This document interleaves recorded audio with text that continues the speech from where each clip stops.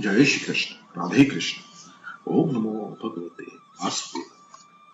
शमीक ऋषि के पुत्र श्रृंगी ने जब यह बात जानी तो वह क्रोध से भड़क उठा कि ऋषि का अपमान करने वाला यह राजा अपने आप को समझता क्या है। उसने सोचा कि ब्रह्म तेज अब भी जगत में विद्यमान है। मैं राजा को शाप दूंगा। श्रृंगी ने शाप दिया राजा को कि तूने मेरे पिता के गले में मरा हुआ सांप पहना दिया, किंतु आज से 7वें दिन तुझे तक्षक नाग डसेगा।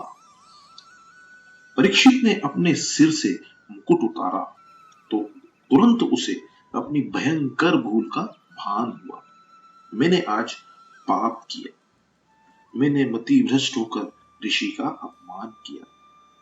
जब मति भ्रष्ट हो जाए तो मान लो कि कुछ न कुछ अशुभ अवश्य होगा।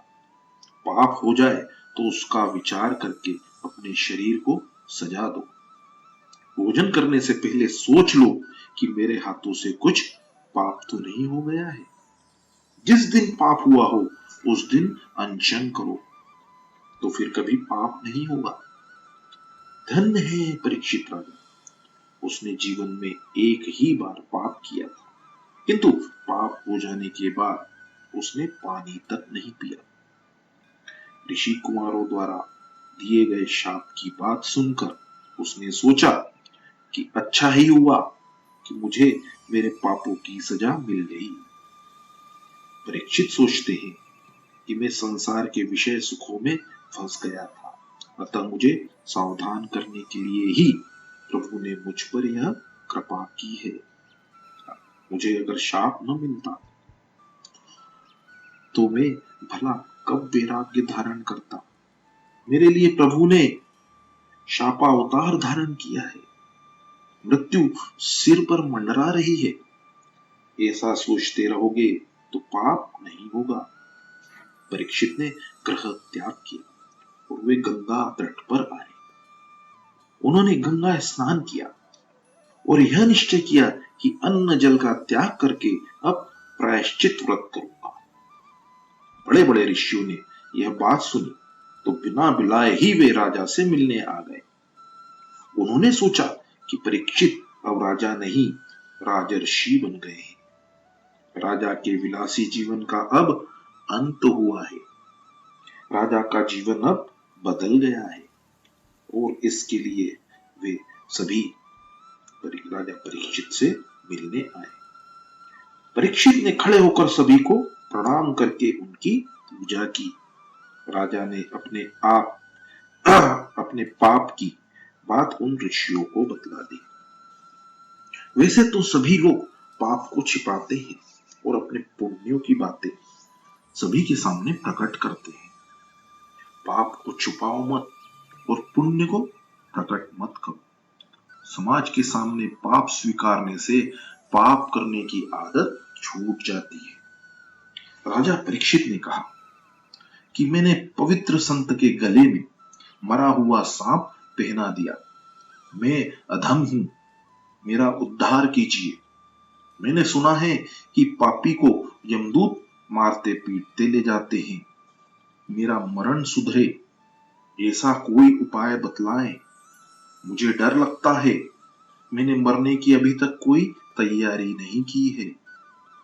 परीक्षित ने मृत्यु की वेदना का विचार किया। जन्म मरण के दुख के विचार से पाप छूटेगा। उन्होंने ऋषियों से कहा कि आप कुछ ऐसा करें कि 7 दिनों में मुझे मुक्ति मिल जाए। आसन्न मृत्यु के कर्तव्य आदि मुझे बतलाइए। समय अधिक नहीं है। ज्ञान की लंबी चौड़ी बातें करेंगे तो समय पूरा हो जाएगा। मुझे ऐसी बात बतलाइए और मुझे ऐसा मार्ग बतलाइए जिससे परमात्मा के चरणों में मैं लीन हो जाऊं। मुझे ऐसी कथा सुनाइए कि जिससे मेरी मुक्ति हो। ऋषिगण सोचने लगे, हम भी मृत्यु से डरते हैं। अंत समय में प्रभु का नाम होठों पर आना मुश्किल बात है। मात्र 7 ही दिनों में राजा को कैसे मुक्ति मिलेगी। यह तो अशक्य ही है। इससे सभी ऋषि चुप हो गए। 7 ही दिनों में मुक्ति का पाना असंभव सा ही है। मृत्यु के पास का समय अति नाजुक होता है। महाज्ञानियों को भी मृत्यु का डर लगता है। राम नाम जल्दी होठों पर आता ही नहीं है। रामचरितमानस में बाली ने कहा है, जन्म जन्म मुनि जान जतन कराही, अंत राम कही आवत नहीं। कोई भी ऋषि राजा को उपदेश देने को तैयार न हुआ। किसी में भी बोलने की हिम्मत नहीं थी। परीक्षित सोचते हैं कि समर्थ होने पर भी ये ऋषि मुझे उपदेश क्यों नहीं दे रहे हैं। वे सोचते हैं कि जगत के जीव चाहे मेरा त्याग करे, मैं भगवान का आसरा लूंगा। भगवान नारायण कृपा करेंगे। अब समय अधिक नहीं है। मैं किसकी शरण लूं? मैं अपने परमात्मा की ही शरण लूंगा। वे तो मेरी उपेक्षा नहीं करेंगे। मैं पापी तो हूं, किंतु पांडव वंशी हूं। अब बिना ईश्वर के मेरा कोई आधार नहीं है। परीक्षित ने ईश्वर का आसरा लिया, भगवान की स्तुति की, द्वारिकानाथ को याद किया। मैंने कोई सत्कर्म नहीं किया। ये ब्राह्मण मुझे उपदेश नहीं दे रहे हैं, क्योंकि मैं अधम हूं। जिस परमात्मा ने जब माता के गर्भ में मैं था तब ब्रह्मास्त्र से मेरी रक्षा की थी, वे आज भी मेरी रक्षा अवश्य करेंगे। मैं तो पापी हूं, किंतु भगवान का हूं। नाथ, मैं आपका हूं। हे द्वारिकानाथ, मैं आपकी शरण में आया हूं। आपने जब मेरा जन्म उजागर किया है तो मेरी मृत्यु को भी सुधारी। परमात्मा ने सुखदेव जी को प्रेरणा दी कि वहां जाओ, शिष्य योग्य है। परीक्षित के जन्म को सुधारने के लिए द्वारिकानाथ स्वयं आए थे, किंतु मुक्ति देने का अधिकार केवल शिव जी का है। इसलिए भगवान ने शिव जी से कहा। सो भगवान शिव जी के अवतार सुखदेव जी वहां पधारे। संहार का काम शिव जी का है, अतः परीक्षित की मृत्यु को सुधारने के लिए सुखदेव जी पधारे। सुखदेव जी दिगंबर है। वासना का वज्र छूट गया था। 16 वर्ष की अवस्था है।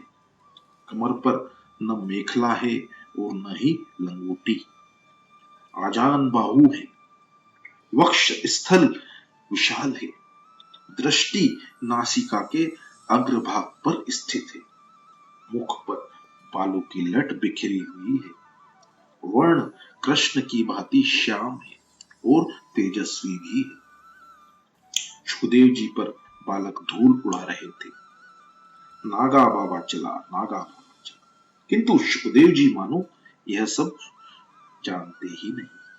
वृत्ति ब्रह्माकार है। वे ब्रह्म चिंतन में लीन हुए देह से अभान हो गए। परमात्मा के ध्यान में जो देह भान भूलता है, उसके शरीर की देखभाल परमात्मा स्वयं करते हैं। सोचते हैं कि इसे देह की जरूरत नहीं है, किंतु मुझे तो है। चारों ओर प्रकाश फैल गया। सूर्य नारायण तो कहीं धरती पर उतरे सूर्य नारायण तो कहीं धरती पर नहीं उतरे हैं। मुनि जान गए कि ये तो शंकर के अवतार श्री सुखदेव जी पधारे हैं। सभा में सुखदेव जी पधारे। व्यास जी उस सभा में थे। उन्होंने खड़े होकर सुखदेव जी का वंदन किया। सुखदेव जी का नाम सुनते ही व्यास जी भी भाव विभोर हो गए। सुखदेव जी के लिए प्रयुक्त विश्लेषण तो देखो। व्यास जी सोचते हैं, भागवत का रहस्य सुखदेव जी जानते हैं, यह मैं नहीं जानता। कैसा निर्विकार है। मेरा बेटा भागवत कहेगा और मैं सुनूंगा। राजा के कल्याण के हेतु पधारे हुए सुखदेव जी सुवर्ण सिंहासन पर विराजे। परीक्षित ने आंखें खोली। मेरा उद्धार करने के लिए इन्हें प्रभु ने भेजा है, अन्यथा मुझ जैसे पापी और विलासी के यहाँ वे नहीं आते। परीक्षित ने सुखदेव जी के चरणों में साष्टांग प्रणाम किया। परीक्षित ने अपना पाप उन्हें कह सुनाया। मैं अधम हूं, मेरा उद्धार करो। आसन्न मरण को क्या करना चाहिए? मनुष्य का क्या कर्तव्य है? उसे किसका श्रवण, जप, स्मरण और भजन करना चाहिए? गुरुदेव सुखदेव जी का हृदय पिघल गया। शिष्य सुयोग्य है। अधिकारी शिष्य मिलने पर गुरु का दिल कहता है कि उसे अपना सर्वस्व दे दो। गुरु ब्रह्मनिष्ठ हो और निष्काम भी हो तथा शिष्य प्रभु दर्शन के लिए आतुर हो तो 7 दिवस तो क्या, 7 मिनट में प्रभु दर्शन हो सकते हैं। अन्यथा गुरु लोभी हो और शिष्य लौकिक सुख की इच्छा करता हो तो वे दोनों नरकवासी होते हैं। लोभी गुरु और लालची चेला, वो नरक में ठेलम ठेला। सुखदेव जी कहते हैं, राजन तू घबराता क्यों है? अभी 7 दिन बाकी है। मैं तेरे पास से कुछ लेने नहीं देने आया हूं। मैं निरपेक्ष हूं। मुझे जो आनंद मिला है और परमात्मा के जो दर्शन हुआ है वही दर्शन तुझे कराने आया हूं। मुझे जो मिला है वह तुझे देने आया हूं। मेरे पिताजी भूख लगने पर दिन में एक बेर खाते थे, किंतु इस कृष्ण कथा में भजनानंद इतना मिलता है कि मुझे तो बेर की भी याद नहीं आती। मेरे पिताजी वस्त्र पहनते थे। प्रभु चिंतन में मेरा वस्त्र कब और कहां छूट गया यह मुझे खबर नहीं है। 7 दिनों में तुझे कृष्ण दर्शन करवाऊंगा। मैं बदरायणी हूं। कृष्ण आनंद में मस्त होने के बाद बेर खाना भी कहां रहा। सुखदेव जी का संपूर्ण वर्णन वैराग्य शब्द से व्यक्त हो सकता है। बदरायणी के स्थान पर शुक शब्द का प्रयोग चल सकता था क्या?